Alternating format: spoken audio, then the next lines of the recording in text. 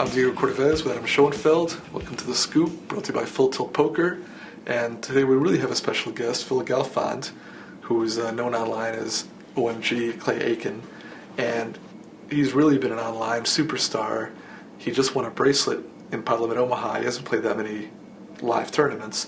But more than that, he's really set himself up as a real kind of thinker about the game, who posts and writes a lot, talks about big concepts. And so it's very interesting to hear what he has to say. Phil Galfond is one of the smartest people in poker and one of the best players and a super thoughtful guy, so I'm very excited to meet him. Yeah, it'll be good. So you're very well known online as a high-stakes player, and you've made your mark there. But for a lot of people, probably the first time they saw you was on high-stakes poker. It's the first time I saw you. Yeah. And I was surprised in the sense that a lot of these guys didn't seem to know who you were at all. I mean, is there such a disconnect between the online high-stakes world and the brick and mortar? I think it's starting to close a little bit, the disconnect. Yeah, most of them had no idea who I was. Which is great for you, I imagine. Yeah, it's fine. But I think, now, I mean, more and more now, pretty much all the live pros know who I am for the most part. Although they still wouldn't recognize some of the other online guys who haven't played as much live as I have. It was funny because when you showed up, not only did most of them not know you, but they immediately characterized you as kind of a tight-knitty player. A nit. Yeah. Which really could have worked out in your favor if you'd had more time to play. Yeah. I mean, I guess I wasn't playing that many hands pre-flop, but and in general, I don't play a ton of hands pre-flop, but I definitely wouldn't call myself a nit just because of how I play post-flop. It'd be hard to survive in the high stakes online. Well, you're known for playing short-handed and heads up, but this was a different environment, and given the cards that we saw you had, it wasn't that hard to look nitty. Yeah, given the cards and given how unbluffable most people there are, you don't want to. Yeah, you can't be playing that many pots. What was the experience like, or how did that differ from the games that you're used to? I mean, Ellie Lesmer was here, and he was saying, he would pay to play that game because it's such a loose, active game, and so many people are just trying to show off for the cameras. Yeah, it's a great game. I mean, even High Stakes No Limit Online hasn't even been running much at all. So, yeah, it's much better than anything you could get online.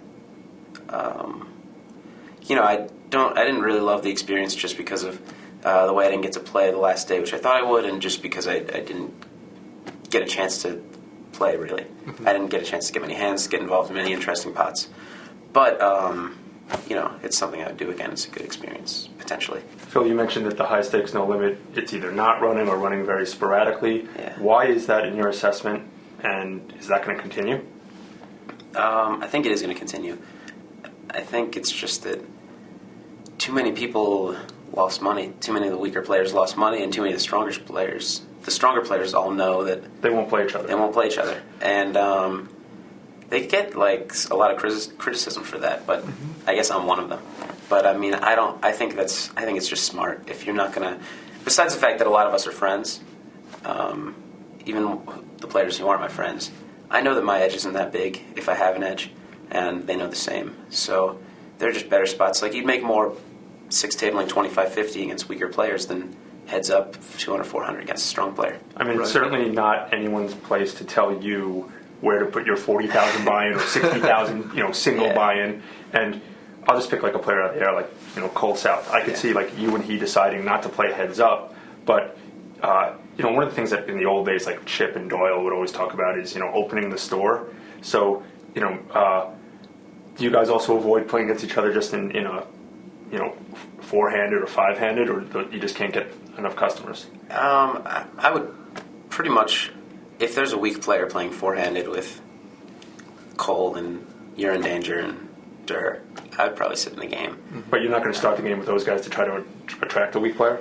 I would if I thought there was a good chance that weak players were waiting for a game to start. I don't think they're out there looking at 200-400 waiting for a spot to sit. Oh, I'm looking at it. I'm just not going to sit. See, I mean, I don't know. I don't know what the environment is like. It seems that if people watch a game and they see some hand that makes it appear as if someone is on tilt or that someone's just playing poorly, they might not understand the full context of what led up to that, but they see you making a call with a really weak hand or trying some crazy bluffs. People might sit in and think, wow, either they don't really know you that well and they say, wow, these guys are really loose or really terrible, or they say, I know Phil's a good player, but he must be off his game today, or he must be tilting or something. And I mean, even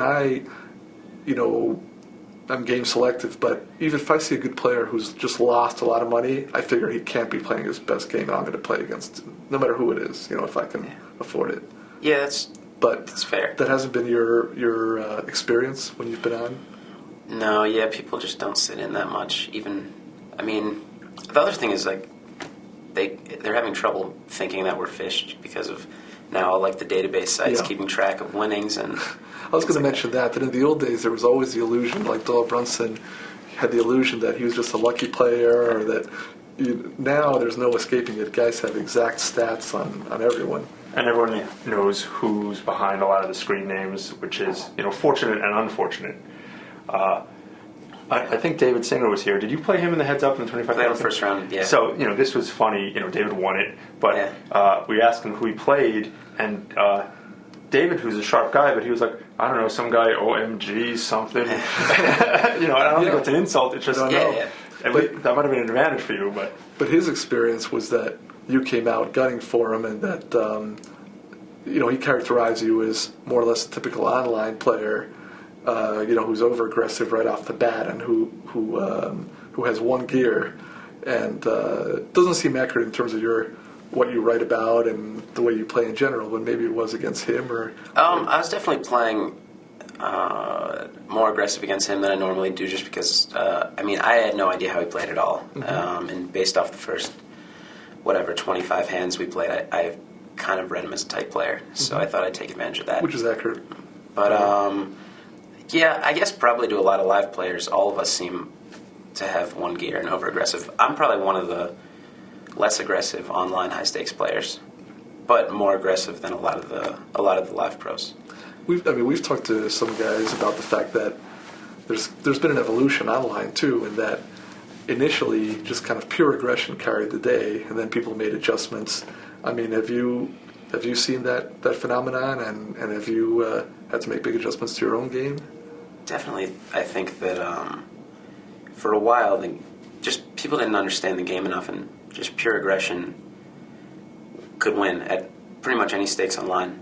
And you've seen now, as the game evolved, a lot of the big winners back in like Party 10, 20 heyday haven't been able to beat the high stakes games. Back in that time, I was like an average player, 5, 10, 10, 20. But the game's evolved, and I think I've kind of kept up with it when some of them just had the pure aggression that they've kind of figured out before everybody else. But there's more to the game than that.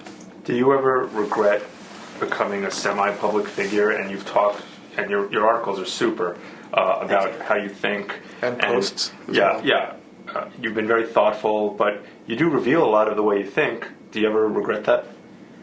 I'm not sure. I've thought about it. I don't feel like it's hurt me a lot. I remember, because I put one video out for Card Runners. I watched it and enjoyed it. Cool, thanks. I remember the first month after it came out, I was paranoid. Like every time somebody played back to me, I was like, do they know that I have air here a lot? But I think for the most part, nobody's going to spend enough time, unless there's somebody that plays you a ton, and the people that play me a ton already know my game fairly well. Nobody's going to spend a ton of time just figuring out how to beat you, and I think a lot of the weaker players, it might be a good thing, because they might watch my video or read my article, say I know how to beat this guy now, and totally misapply it, and give me action. I'll give you just an example that this probably makes me look even worse if that's possible. But your article about the concept of Galfond bucks, which I thought was spectacular. Thank you. One of the best things written about poker. Thank you.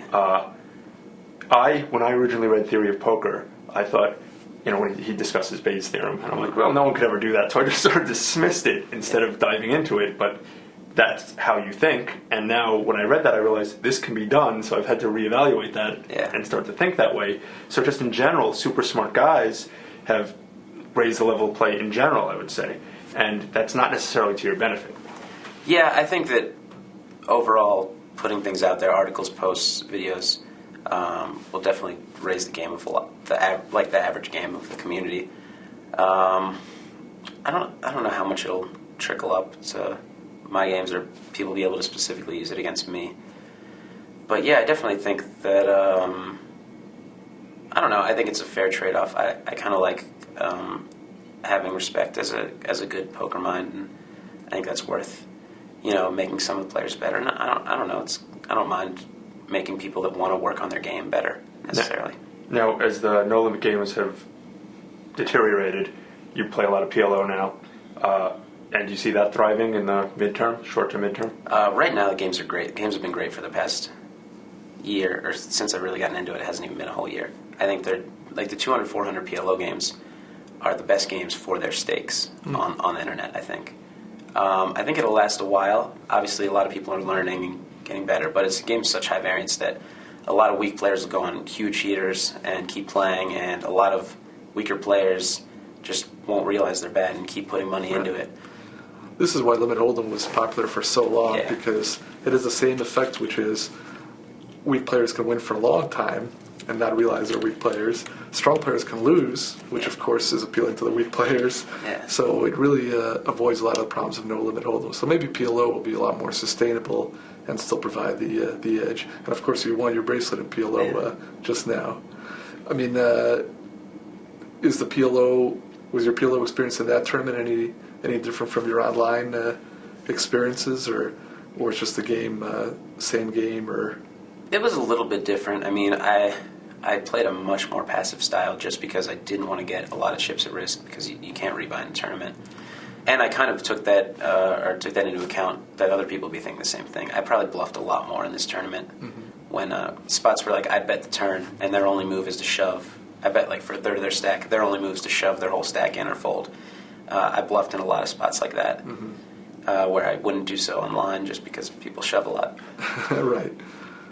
But otherwise, I mean, players, I wouldn't say players were worse or better in the tournament compared to the games I usually play, but they played differently, so I had to adjust a little bit. Are you going to play a lot more tournaments? Are you going to focus on tournaments at all? I know you set out to get a bracelet. You got it, so what's next there? Yeah, I am going to play some more tournaments. I'm actually deciding right now whether or not I'm going to play the horse, because I'm not very strong at the horse games, but it's just such a big event. And it's only $50K. Yeah.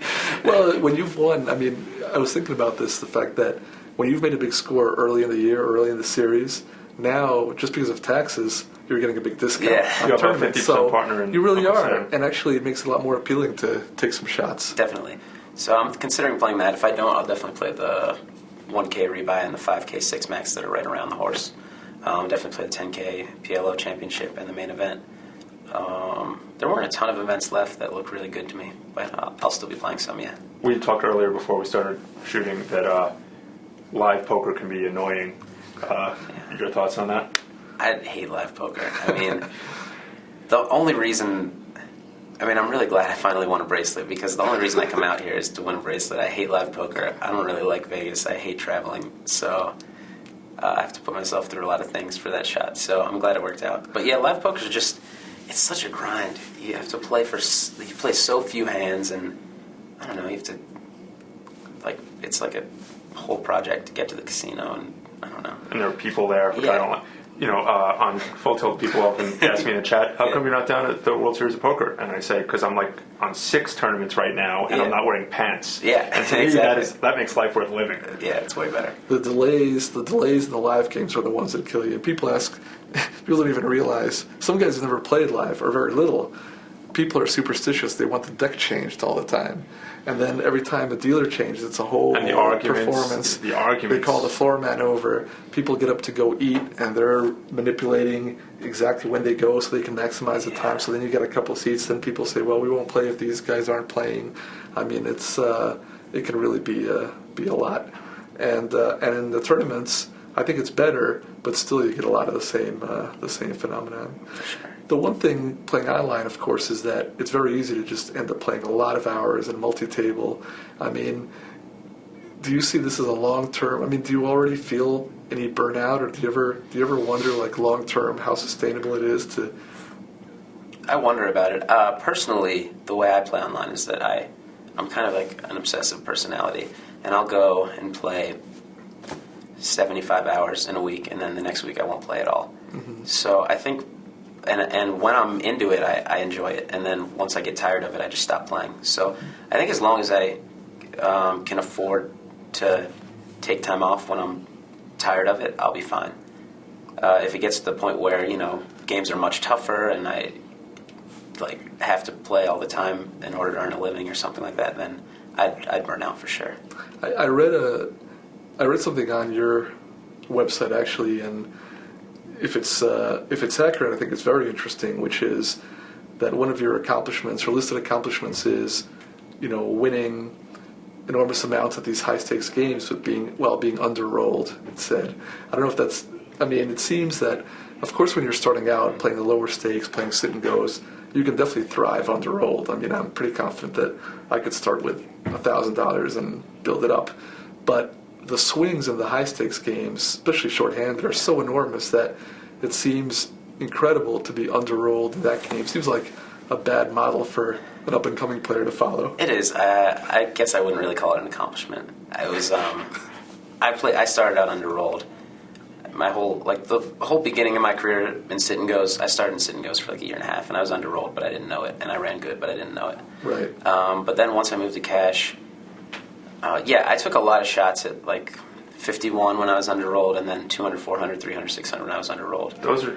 Yeah. I was more careful than most people probably will be, because I would take, let's say I had 5 buy-ins for a game, I would take a one-shot buy-in, and if I lost, I was fine going back to my normal games. See that? I mean, you are underrolled, but you're not, because you're disciplined enough to pull back. Because you weren't putting the entire small roll in the one game. Yeah. So maybe when you write there that you were underrolled and you had a lot of success, but you were still managing your bankroll. I wasn't at risk of intelligently. broke. Right. Yeah, and I don't do that anymore.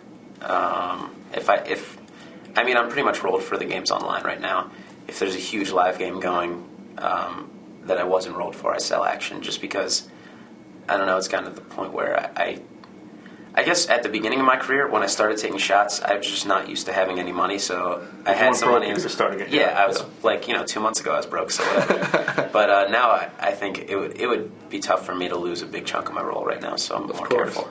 But the one thing is, I mean, it's very important to be properly bankrolled, and people really misunderstand how much you need to thrive and survive in the games. But on the other hand, why not take a shot? I'm in favor of shot If you don't take a shot, you'll never know what games you can beat. You'll never make that big score, which might lead to being rolled. You can get better that way too. I'm in favor of taking a shot if you meet a few criteria. One being that you are or probably are good enough to beat that game anyways, and another being that you can handle it emotionally and you can step down if you lose. I think a lot of people can't. So I don't really recommend taking shots as a general rule, but I think that, if you can handle it, it is a good thing, because, let's say you're playing 5-10 or 10-20, that's your regular game, and you're kind of overrolled for it, but, barely, it's a good game. And or maybe let's say 25-50, because 51 and 1-2 don't run. So let's say you take a shot at a 2-4 game, a one-shot deal. If you lose, you just go back to your regular game, you have your same earn rate. If it sticks and you run great and you can beat the game, now you're rolled for that game and you're making much more than you were. So, if a few criteria are met, I think it can be really good to take a shot. It strikes me that you're a sensible person and you don't go for the extravagant lifestyle that your earnings might dictate. Is that a fair statement? Yeah, I don't own anything worth more than $5,000. And I don't know. I actually am looking into, I might be buying a place, which would be a lot more than $5,000, but... Which would be a good investment. Yeah, so... right, that's not insane. You don't have like 4 Bentleys. Right, no. I don't have a car. and you don't have a big budget for bottle service at the clubs, and no. I mean, because I thought that was de rigueur for the new era of poker player. Yeah, I mean, I guess a lot of my friends do that. They've slowed down a little bit as they've gotten used to the lifestyle, I guess. But no, but it's interesting because I did read an interview with you, which was probably a year old or 2 years old, in which you did kind of espouse this, not anti-materialistic, but just not overly concerned with the materialistic rewards. But you still live in Madison. You haven't moved to Las Vegas, and my still live a low-key lifestyle. So, yeah. So you're well rolled for your games then as well. You don't have a big nut to meet. Yeah, exactly. It's nice, like I said, if I don't want to come burnt out, I don't have to play to Right. support my lifestyle. So I think it's good for my performance. I mean, the whole world has changed in that there used to always be articles about how do I become a poker pro? Should I become a poker pro? And you really had to make a huge commitment. I mean, you had to move to where poker was. You definitely had to set aside money to live, and you had to leave your job, you had to just go for it, and you might not make it.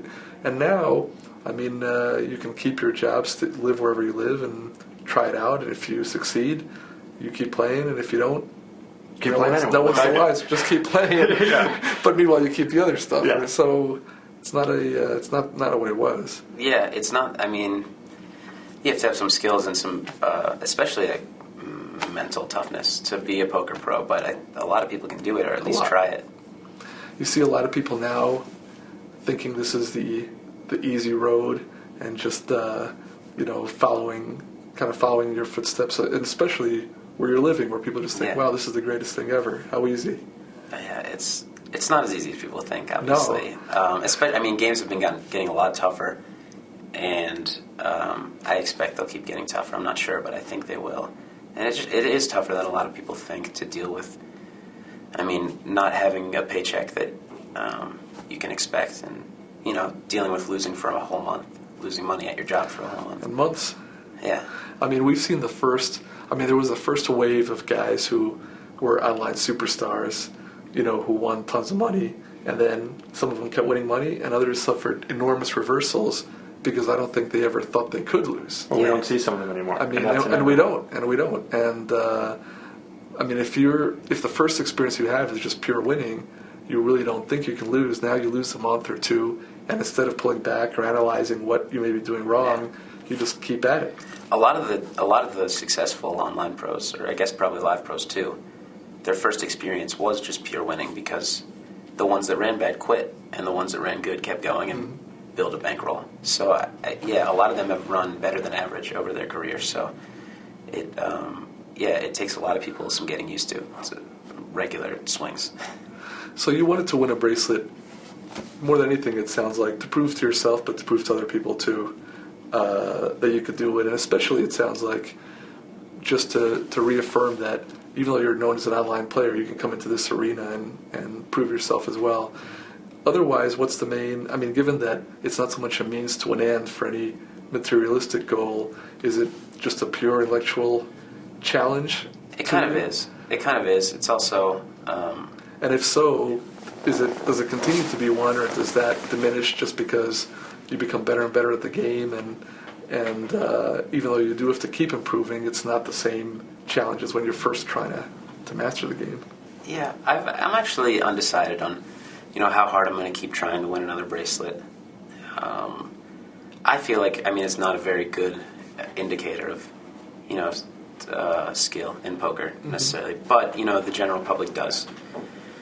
And I guess I kind of, I couldn't, if I just say that it's not a good measure of skill and I don't have any, then it's, Right. That seems like sour grapes. Yeah. That argument is always So now, problematic. I guess now I kind of like that I can almost legitimately say that.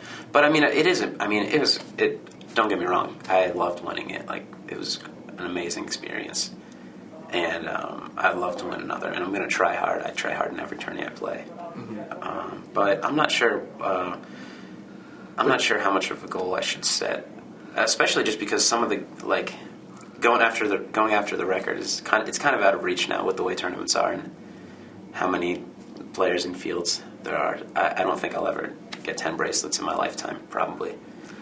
Well, but Phil there's Galfond also would be very upset Yeah. if someone else who's a Badger from Wisconsin right. overtook him. Yeah.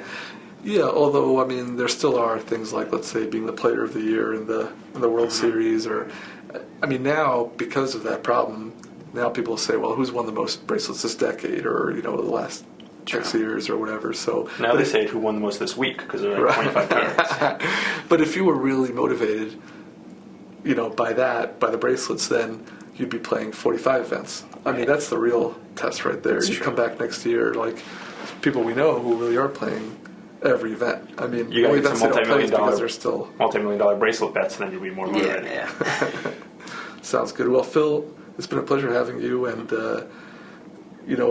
I do believe if you're motivated, you really could be kind of a Sklansky-esque figure who really is writing about just theory and bigger issues in poker and kind of leaving a real strong legacy there. A lot of guys are going to win money and win bracelets, but you seem to get an enjoyment out of writing about poker on a high level, in a broad level. Is that more of a goal, perhaps? Yeah, I think it might be. I've kicked around the idea of writing a book for a long time, and it's just, I've started doing it. It's a huge commitment, especially just with... And especially if it's not a how-to book, if it's really just talking about kind of the philosophical underpinnings, not just, hey, these are the hand ranges to play. Right, yeah. I think probably it'll happen sometime, but... I hope so. Yeah. That would be great. Hopefully you'll stick with it and participate that way. Yeah. Thanks a lot. Thanks for joining us on The Scoop, brought to you by Full Tilt Poker. Write to us at thescoop@cardplayer.com.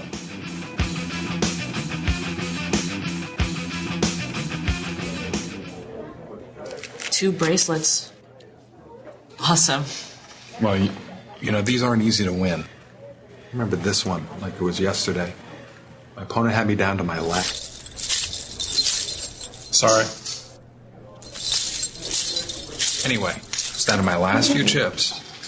So I had to call. We play at FullTiltPoker.com.